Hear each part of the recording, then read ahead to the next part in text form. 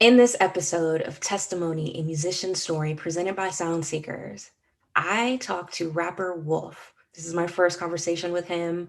I didn't know him, but now I do. He talks about growing up in the Dominican Republic and then moving to America and just life, that transition. He talks about the lowest point in his life and the relationships that brought him out of that low point and just the importance of him experiencing that low point so that he can appreciate where he's at now. He also breaks that he's going to be dropping a mixtape, and he breaks down Can't Decide featuring Aklesso, For Real, Mistakes remix with Parris Chariz, and Chris Soul's Florida Boy that he is featured on in the 4-song breakdown. I am Galika Brown, and this is Sound Seekers Presents Testimony, a Musician's Story. All right, so let's go ahead and get started with your first music memory, whether it be a song, music video, dance, whatever your first music memory is. Oh, shoot. Oh man, there's so much. First music memory, I'll have to say it was in 2016, I believe. Mm-hmm. I headlined this one show at a church, and it was like the show that I did where I was like, okay, I think this is really this is my calling, this is what I'm supposed to do. Because it was like this, I had merch. This is when I dropped my first merch, and it sold out at the show. So just that show is very special to me. It was like a Okay. Christmas bash. So like it's just very special. So I always remember that night. It was What city was that? my hometown, Miami. Okay. Hmm. Awesome. Yep. Awesome. Okay. So your first music memory is basically like a show that was super important to you. And Yep. of course your hometown, I'm assuming they showed up and showed out for you. Sure did. It was fun. It was fun. Cool. Perfect. All right. So you said your hometown's Miami, so that's where you were born and raised? No, I was born in Dominican Republic. I'm Okay. Dominican. Okay. I came to the States around 2009, and then So I moved to Miami. how old were I you? was about 10 years old. Okay. So I'm 21 now. Yeah, so I was 10 years old around when I came to Miami. I was raised in a not so good neighborhood. Mm-hmm. People that are from Miami, they know Opalaka. It's kind of like a tough neighborhood. So I grew up there, and then moved out around Miami. I'm now in like more up north in South Florida, but I'm still in the around the area. Well, do you remember the DR at all? Oh, for sure. Yeah, it's I can't forget it. I haven't been back in a while. Last time I went was like 2014, so it's been a long time. But yeah, I remember some parts, but my mom is over there now, and she tells me all the time like how things have changed, like, and I'm amazed how much things have changed because it's been a long time. But I remember I have a lot of good memories over there. So So, what's one good memory that you can share with us for those who know nothing about the DR who have never been? oh man, Take so us there. the resorts over there are just amazing, There right? So what? That's amazing. the resorts, like Okay. hotels and that they have over there. I remember as a kid, we used to go to them a lot because my parents, they would just like to go on vacations, but we'll never leave the country. We'll just go to like the resorts and like Punta Cana, which is a known place for resorts and hotels and stuff like that. So we'll go and I remember being a little kid and just wondering why is everything free here? I just thought everything was free because once you pay, Yeah. everything is included. But as a kid, I was just like be in heaven because everything was free and I could eat as much as I want. So like Yes. that's a funny, good memory I have. Just growing up as a kid, always thinking I was in heaven when I go to. So that's So interesting that you guys went to resorts even though you lived there. Like you were a right, tourist, that but you tells were you a staying lot. there. Okay. That tells you a lot about the resorts, how great they are. Okay. Mhm. All right. And so you said your mom is there. Did Mhm. you come over with your whole family or part of your family? How'd Okay, that happen? so around when I was a baby, the first time I came to Miami, I was like 2, 3 years old. I don't remember anything. Um, and then I became a resident here, and then I went back to to DR. And usually the rule is you can't leave for more than 6 months. So I left when I was 3, came back when I was 10. That's a long time. That's a Yeah. lot of years. Um, so my dad sent just me, my brother, and a sister. I have a brother, older sister. So we came alone, and then we went through this whole process. They were gonna like send us back because we were too long in the DR. It was a whole thing. We was in the airport for hours and hours and hours. They decided to let us come in and let us be residents, but we weren't allowed to leave for like 3 more years. Okay. So that's when we decided to move to Miami, and then my dad came, and then my mom came later after. But after a while, not so long ago, my mom decided to move back to DR just because things are better over there for her. Um, yeah, so she's over there now. She still comes and visit, and then I plan on going soon and visiting her as well. Okay. So yeah. So you said you have a brother, just one sibling? Yeah, I have a brother and a sister. Brother and a sister. Okay. And Older. did you grow up in a Christian household? My mom became a Christian when I was like, I think right before me leaving and coming to Miami in '09, around there. My mom had recently become a Christian, but I was still like, I was still young. I was still a kid, so I didn't really understand Mm-hmm. much of it. But when my mom came over, then that's when she started implementing and waking me up every Sunday morning to go to church and stuff like that. So I started going to church then. And yeah, at the time it was only my mom. Then later on, my dad became Christian as well. So as well as me.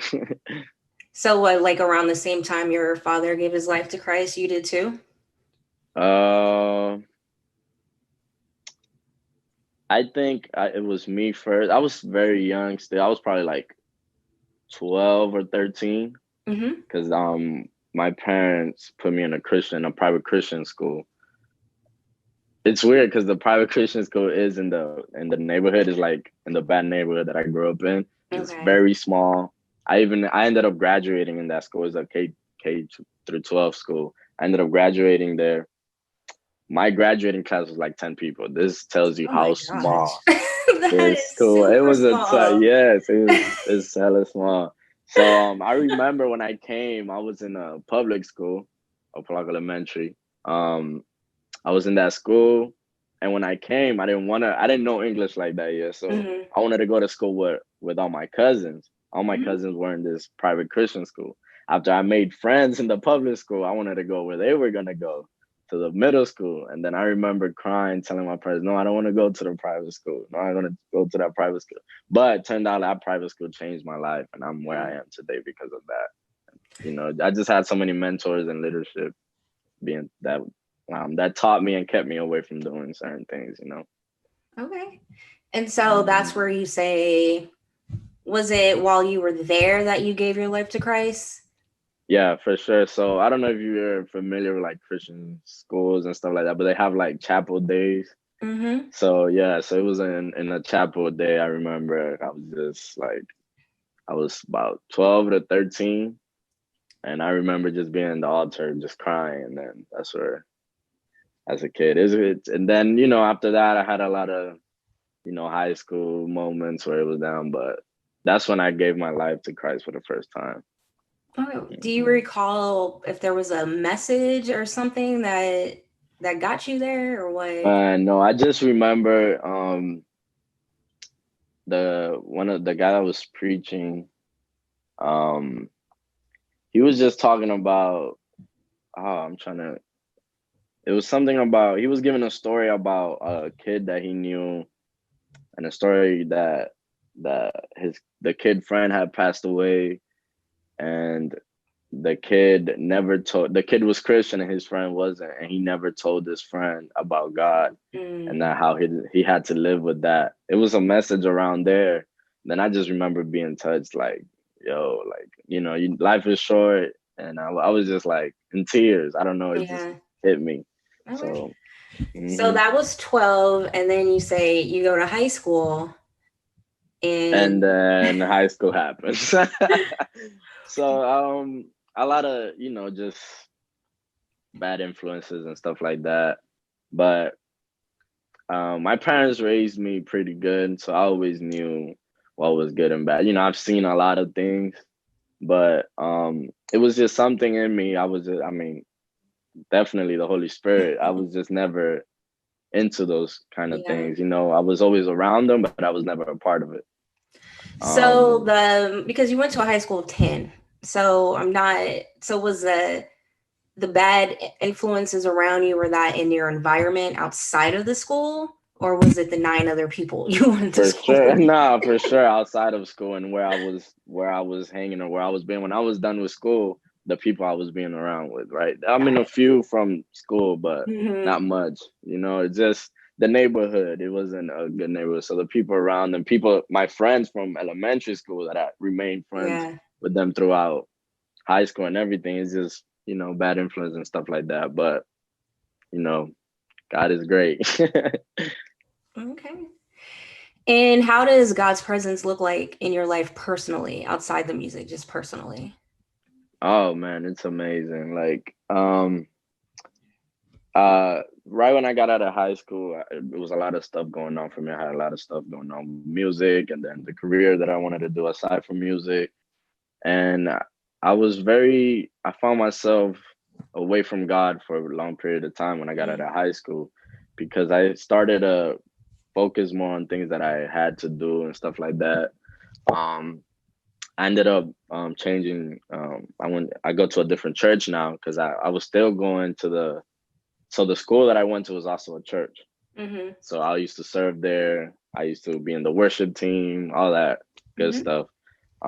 But then I ended up changing church because I just felt something in me wasn't right. And then now I go to a great church called the Brook Church, Miami. It's in Miami.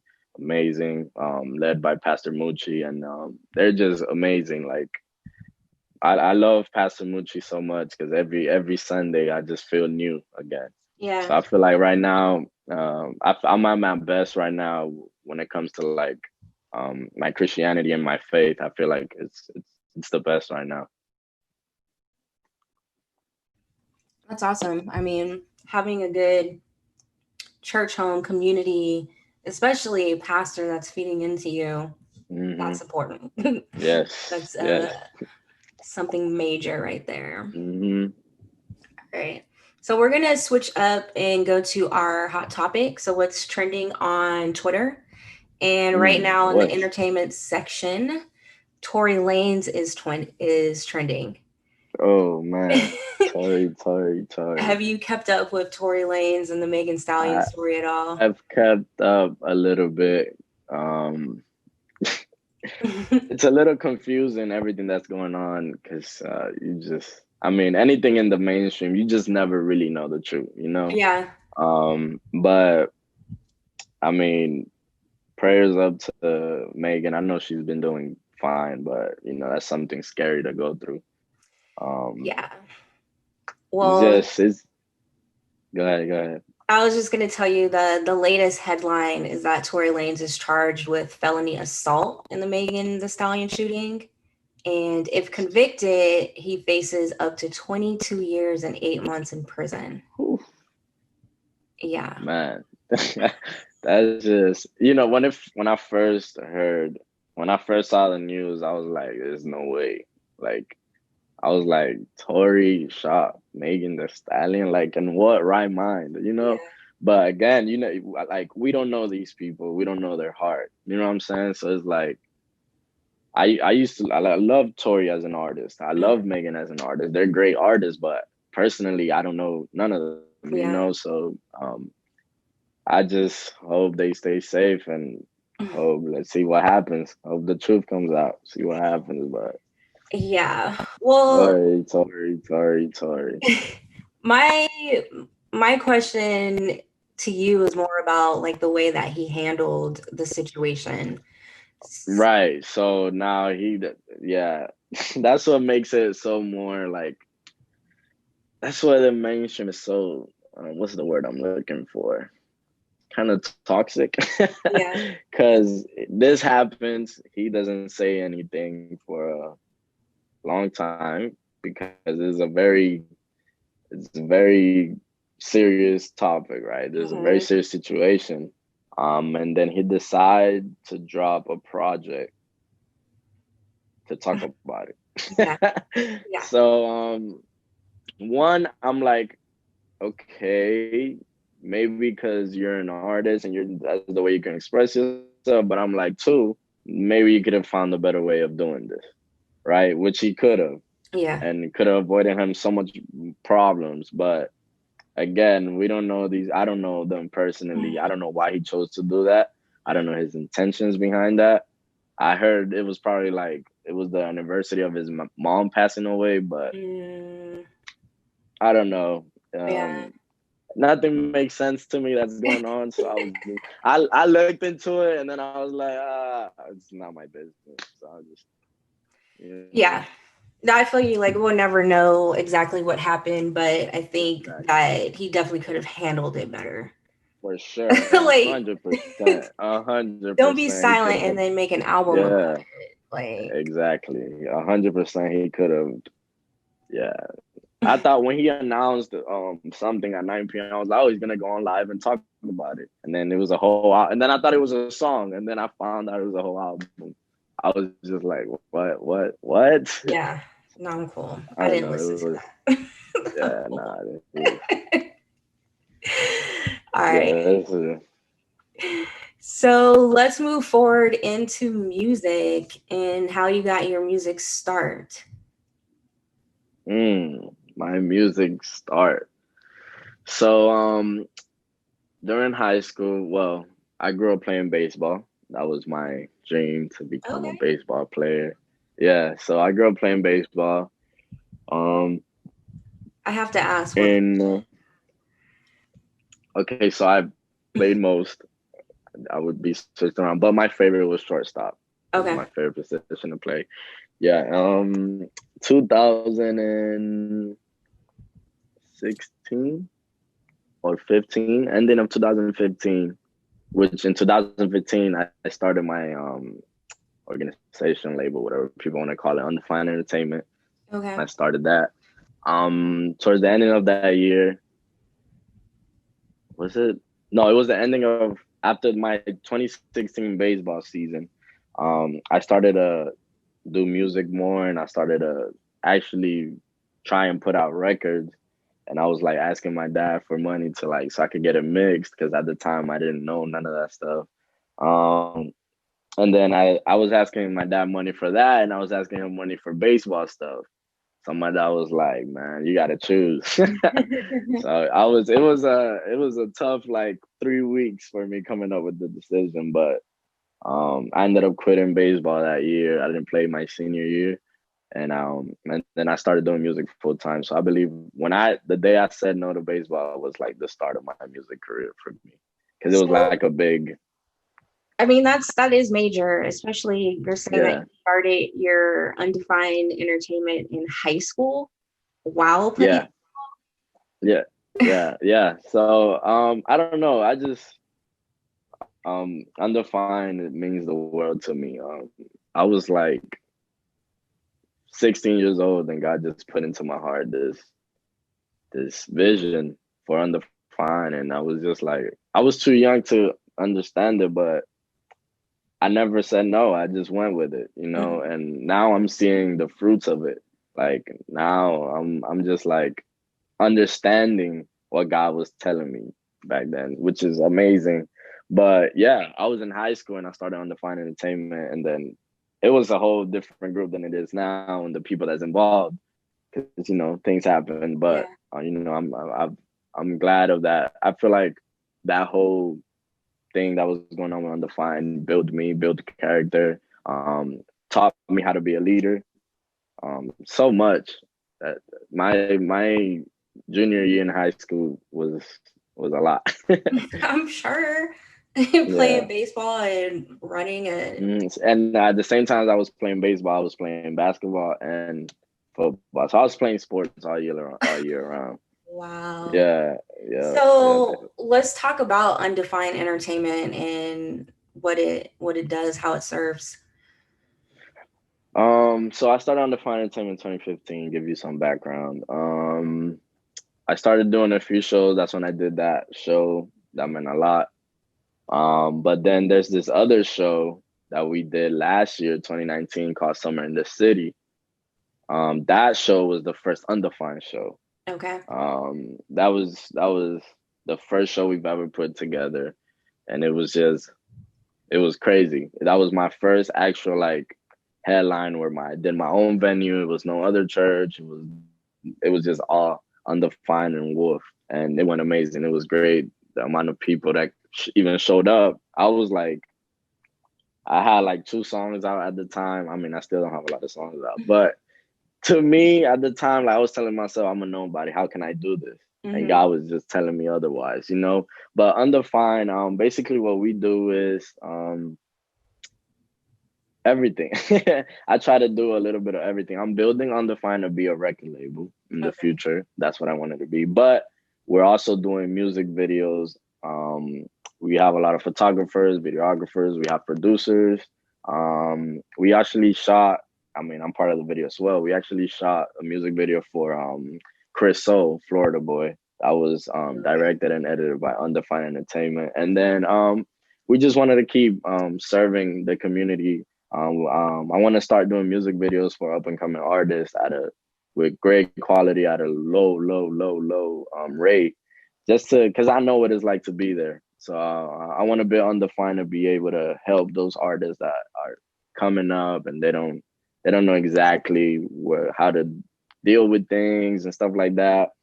You know, I wanna. We have a management team. Um, yeah, I'm just building it to kind of be a record label with different branches and stuff like that. We have a merch, we have a lot of merchandise and stuff like that. So Okay. it's going pretty well.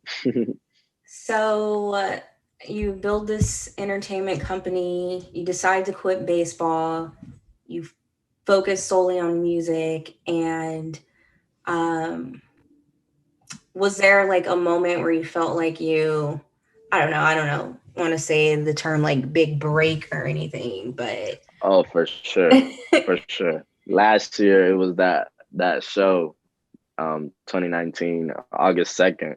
Never forget that show. I have a big poster in my studio that we had up, and everybody came and signed. Everybody that showed up. Um, Yeah, so early last year, early 2019, I was at the lowest point of my life, just going through things, relationships, um, problems. I was just very low, very low. I knew this is where me and Aklesso come.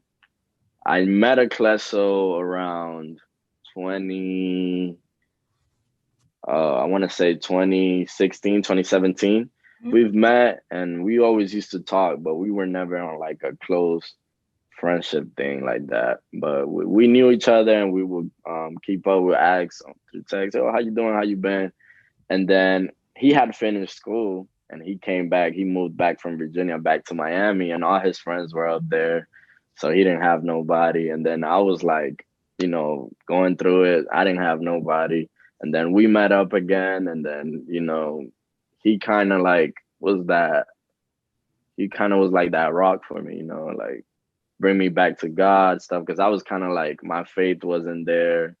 Um, I was just at a very low point in my life, and then he came into the picture and kind of helped me out. He, taught me a few things about relationships and friendships and how does that go, and stuff that he been through. So like around May, I decided, you know what, let's do this show. Let's do this undefined show. Da da da da. We put it together. Aklesso became the host for the show. So August 2019, that show happens, and little after that, in September, I go on my first tour ever with Reconcile. okay. Yeah. Yeah, so like after that show, things just started like going crazy. I did the Reconcile tour, and then I joined Raul and Waterpark and Aklesso on the same Holy tour, Miami and Okay. Orlando dates, and then I did the A3C festival. Right, it was like week after week. God was just like, showing me like, yo, yeah, you're here. Yeah. I did the A3C festival, and right after that, I went to the Double Wars with Gabi. It was just like everything was a week apart. It was just crazy. I never experienced anything like that. Now, did you have a relationship with Reconcile before you went on tour with them? Um, yes. So I don't know. I don't even know if I should say this, but it don't matter. Me, Aklesso, and Reconcile go to the same church here in Miami. Okay. Okay. Right. Yeah. So I met Reconcile. When was the first time I met Reconcile? We had a relationship before, but it wasn't like I know him. Yeah. He was just like he seen me on Instagram and he was like, "Oh, you're really." So he hit me through Instagram, and then he called me and he was like, "I want to bring you on tour." So I was like, "Let's do Oh, it." okay. And then Hmm. what about with What Up RG and that tour? Yeah. So actually, he was supposed to come. He was just gonna come by and just chill on that show, August 2nd, the Undefined show we did. He had a show at another. He had to do a conference here in South Florida. So after the show, after my show and after his conference, we linked up and then we hanged out for like hours and hours. And then it's been my brother ever since. Like that's my brother. Okay. And then with Gavi. Oh, Gabi got him.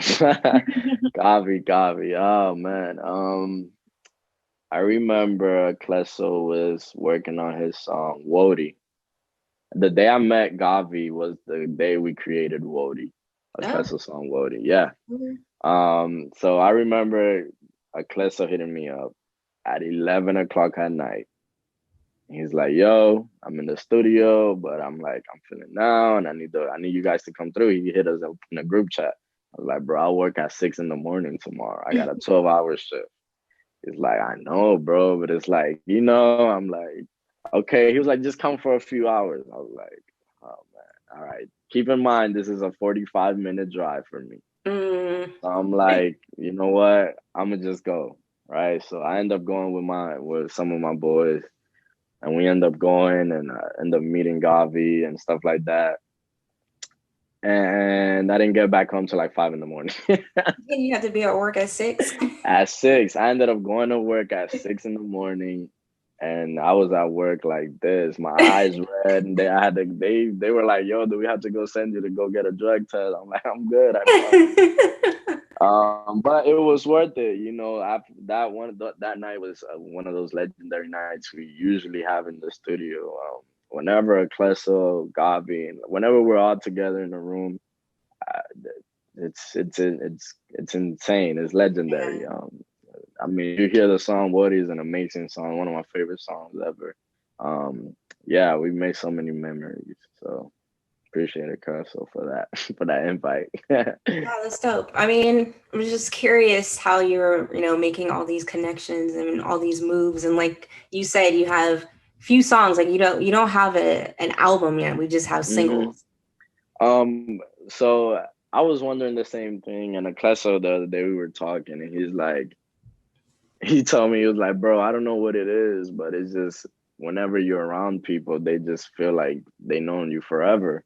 So I never reached out. I never went up to Gavi talking to him about music. I never went up to Raul and what up RG and talked to him about music. It's never about that when we're all Yeah. together. It's brotherhood. We're brothers. Yeah.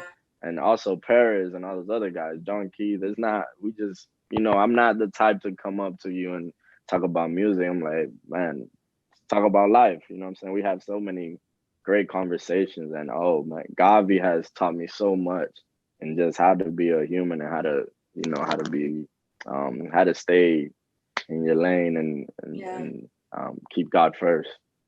But it's also interesting because you said you were at a point in your life, the lowest point where you basically felt alone. You like all your relationships were like severed, but it Hmm. now like sprouts these new relationships that are pulling you even closer to God and building character and just developing you as a man. Yeah, yeah. It's Noah. It's God. Yeah. I can't say nothing else. Like it's really God. Like I never in my life have I been through like I've been through up and downs, but never drastically like last year. How I was just way over here, and then God just picked Yeah. me up. You know, and I feel like I needed to be down there in order for God to really show me I could get you from here to there. You know, and Aklesso, God, all these guys, like if you were to meet them in person and just have a regular conversation with them, these guys just they show um what Christianity really looks like. You Hmm. know, they just walk and it's all love, especially Aklesso, man. Like I love that guy. He's definitely like I feel like he's my blood brother. I would kill for Aklesso. Like Yeah. just because he's just so loving and he just I just by being next to a class, so I'm learning things. You know what I'm saying? So yeah, I love those guys, man. And if had you not been at that low point and somehow like everything still happened as far as your relationships goes and the success of your music and everything, do you think you would have appreciated it as much as you do now? Oh Yeah. no, no, no, no, no, no. For a fact, I'm like I said, I know I needed that. You know, like I hated it when it was when it was happening, but now that I'm looking back, I'm like, man, I needed that. Like I appreciate it more. I've learned so much more. It's just God, God works in many ways, and He was definitely working with me in Yeah. me when He took me down there and then brought me back up. And what a Excuse me. difference a year makes, right? Yep, yep. A So much lot, can a lot. happen in a year, Hmm. including you're on the new Reach Spanish album. Yep, that's crazy. Oh man, that's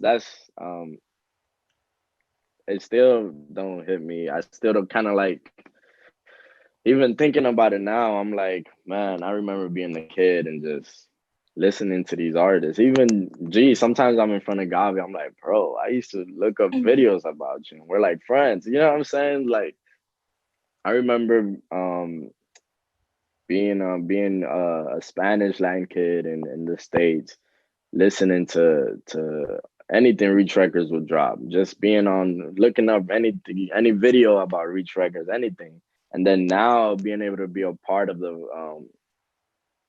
if I'm not mistaken, this is the first Spanish It project is. Reach Records has ever put out. Yeah. Being a part of that, I'm just like I'm out of words. I don't know what to say. I'm like, God, thank you. I Yeah. didn't even know that's what's happening when I made the song. When I made Oh, the song, I thought it was just a song for Kardec, but it ended up being on this project, and I'm just so grateful for Kardec, all those guys that reach, and God, man, He's been doing so much. He's just been showing me. When I was a kid, I really didn't think dreams come true, but they really do. dreams do come true. Dreams do come true. That's awesome. And can you do me a favor and pronounce the name of the new Reach album? I don't know how to say it. Sin vergüenza, sin vergüenza. Say it So again. it's unashamed in Spanish. Sin vergüenza. I'm not gonna even try, but what you Yeah, it's hard. It's sin vergüenza. It's a little difficult. awesome. And let's go ahead and move on to the 4 song breakdown. So this is a section where the artist Mm. recites a verse and discusses what's going on between the lines of the song's story. So So I have to pick the song. I picked 4 songs for you Okay. already. Okay. Can't Okay. decide Good. with Aklesso, For Real, Hmm. Mistakes, which you have 2 versions of. One with Silva, Yes, I do. one with Parris Chariz, and then Hmm. Florida Boy with Chris Solba, your feature on that one. And Yes. Okay. so if you can start with Mm. Can't Decide. Can't decide. It's a fun song. I love that song. That's actually the first song me and Aklesso ever made together. And we have like a whole bunch of songs now, but a line on Can't Decide. Um, oh shoot. Hold on, I kind of forgot my lyrics. Let me go on. take a look at them real quick. Go ahead. Let's see about this. um, it's where I say, but she loves God. She's a misfit. She just acts like she's different. So in this song, we're gonna start talking about the name of the song is "Can't Decide," and the hood goes, "Does she want eyes or does she want likes?" And he's talking eyes. He's meaning jewelry. We're talking about the Instagram girls that all they want is to act a certain way for Instagram. All they want is money. All they want is jewelry. So in that line, I talk about, because you'll be surprised how much you see it, about this girl where she would go to church. She was a church girl, but outside of it, she would just act completely different. So that's why the line, she loves God, she's a misfit, but she just likes to act like she's different. It's one of my favorite lines on there because it was it's one of my favorite lines on there. And I'm sure there are some guys out there with the same. Yes, no, for sure. It's the same. No, don't get it twisted. It's just what I was talking from my point of view. But for sure, it goes both ways. Trust me. I don't see. I had friends and they were like, but for sure, there's guys and girls, not just girls. There are a lot of guys who are thirst traps out there too. Let's do For Real. For real. Love that song. For real. I made For Real during quarantine, which is my favorite line on For Real.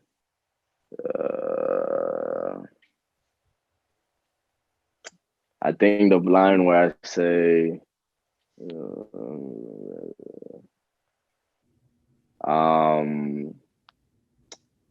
I'm a different breed, the ones that's hard to find. I think that's in the bridge. I say, I can't waste no time, it's do or die. I'm a different breed, the ones that's hard to find. So I made this song during quarantine where I was like, I never experienced anything like this, and I'm pretty sure a lot of us haven't. Yeah. And I was just confused. I was like, is this a time to just, chill, sit back and not do nothing? Or am I supposed to be weird? Like, I was just like, I was feeling very lazy. And For Real came about. I made For Real to kind of like encourage people to like, keep working. Don't waste your time. Don't let this stop you from anything you're doing. And then For Real, I talk about a lot of things that encouraged me and kept me up during this time. And I really like the line that I'm a different breed, the ones that's hard to find, because I'm my work ethic, I how do I put this? Like, I make sure I'm always working. I make sure I'm always doing something. I take pride on my work ethic because, yeah, I have talent, but to me, all I have is my work ethic. Like I know I'm not. There's way artists that are more talented than me. A lot of them, too many to count. But something I know that I have is my work ethic. Okay. So I feel like not everybody has that work in them, that, what I'm saying, that dog, how people say sometimes, to, always be working and not take pride on that. So there we go. Oh, shoot, that was funny. Where did Wolf come from? Is that your name? Oh man. Yeah. Well, no, not my actual name. So my actual name is Wilfred. Okay. So you kind of see, yeah, you see it. And then in high school, a teacher called me like Wolfie one time or something like that. And then the class tried to like clown me. And then when I was trying to come over with rap, I was like, oh, why not Wolf? I kept Wolf. I don't know. Yeah. It's not a crazy meaning behind it. It's not, I promise. But it does play the part of you having that. Yes, it sure does. Exactly. In the beginning of quarantine, you said you were lazy, which I think quarantine for everyone was just confusing. Either people, they took it and they're like, I don't know what to do with it. I don't feel like doing anything. I'm gonna do nothing. Or people are like, I have like this to-do list I need to get through, and they were just jamming through that. Um, I'm sure you weren't really lazy. I'm sure the rest that you needed, your body needed, but how long was that little lazy rest period for you before? That was like for the first 2 weeks. I was just confused and I was like lazy.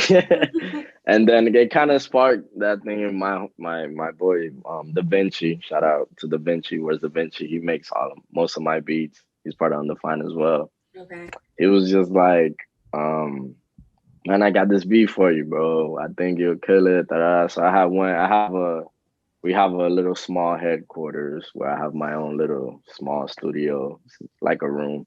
But I have went by myself and try to like make some music during quarantine and stuff like that. And I wasn't feeling it. I was everything I was making wasn't like it wasn't good. It wasn't hitting. And then right before I left, he sends me this one more beat, and then I was like, let me just listen to it. And then that was the for real beat. I listened to it, and then automatically it just sparked, and then I made the track. And from there, you just So been working. I've been going. And let's do mistakes. mm, Mistakes. This one I have to look at this one. It's a little mistakes. Let's see which one. I don't know. Are the lyrics different on both, or is Then it just the production? I have a extra verse on the remix. Okay. Whichever. My favorite line. It's probably these mistakes they can never define me. Undefined, gotta keep them around. Um, so what I meant there, so some mistakes. The reason why I made mistakes is that there's meaning. A lot of people around the time I made mistakes. Actually I made mistake in that period of time where I was like very low. Okay. And there was a lot of people. Um, I just felt like I wasn't accepted. A lot of people were judging me for doing certain things, for being myself. So that's where comes from that I was in that place where I just felt like I wasn't accepted. Mm-hmm. And when I made the song, I just told myself, it don't matter. Like define undefined by God stands for defined by God, not by society. Undefined entertainment stands for defined by God, not by society. So when I made this song, I had that in mind. I was like, they can't define who you are. They can't tell you who you're supposed to be because they're not your creator. So in the line when I said these mistakes they can never define me, um, it's literally that. I told myself like, my mistakes, my past can't define who I am or who I'm supposed to be. And then right after that, I say undefined, gotta keep them around me because the meaning of undefined entertainment and just our brotherhood is what guided me this far. Yeah. You know what I'm saying? So just always keeping in mind that my past can't define me and keeping around my brothers and the movement going would I'll be fine with just that. Cool. All right. hmm And lastly, Florida Boy, Chris Soul's song. Florida boy. And you said I your love that song. fine did the video. Yeah, yeah. Dope song, dope video. I love that whole the song, the video. I love Chris Soul. Shout out Chris Soul. That's my brother. He got a project coming out soon too. Favorite line on Florida Boy. Um, mm, Man, I love that whole verse. I don't know which one to point If out. you want to do the whole verse, you can. Nah. Let me listen to the song. I kind of like forgot that one part. I think I got it though. I think this is my favorite part.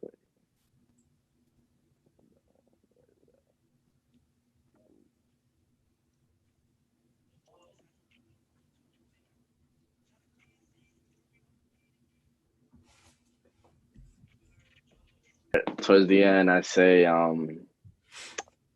know some people that run with toys. They're not even little boys. They ain't never heard of joy. So I'm talking when I say toys, I'm not talking about actual toys. I'm talking about guns. It's me knowing the certain people that I know that they're just living a different lifestyle, and they've never heard of joy. And then just me being that there's this verse that Andy said. I don't know what song it is, but I remember when I was a kid, I was like, "Ah, I love that verse." He said in that verse, um, for someone, don't quote me on this. I don't know exactly how he said it, but he was like, for some of my friends, I'm the only Bible that they've ever seen. So like in that line, I kind of brought that, it's just I've been around people, and sometimes I'm still around people that they're living a certain lifestyle completely opposite from me, but they were never shown what love and what joy is, and Yeah. I feel like it's my job to introduce them to that. Okay. Right on. Yeah. And can we expect a project or anything coming from you? Maybe Okay, next year, so at least. there's definitely a project. I've been low key kind of like putting out little clues in there, but there's definitely a project. It's a mixtape. I have a mixtape coming out called "The Find Me If You Can." Um, no dates, no dates yet. Um, but hopefully soon. I'm gonna keep dropping singles, and we could hopefully have that. Expect the project early next year. So Awesome. find me if you can. And how does God's presence look like in your life musically? Oh, musically. Like I was saying that now you've known like my friends in the music business, which I don't look at it like that. Those are just my brothers. But I've learned a lot from them. They've taught me the do's and the don'ts, and like just the things that I'm gonna be coming across, and how to, and always to make sure to put God first, and to remember that that I have a platform, and that there's people that are looking at me, and then I have to be that that example to people, to kids, and I'm just every day I'm learning more, and it's like it's kind of it gets crazy. I'm not used to having those DMs, but like now I go on Instagram, it's like I'm like, what? But not so long ago, I read a DM, and it was talking about how one of my songs changed their life. It was like an old song, and I was just like, what? Like this is so weird. Like I didn't know how to feel. But I'm starting to understand, and I know that whatever I put into my music is definitely gonna show. And God has been talking to me in many ways, and making sure I'm just trying to make sure I always keep God in my music, because like I was saying earlier, sometimes I'm around people that they live in a whole different lifestyle, and then they Mhm. come up to me and they're just like, well, what's this God thing you be rapping about? Like what is this? And I take that as a privilege. That's a privilege to be able to tell somebody that's never heard about that, but never judging them, just showing them genuine love and actually telling them about God.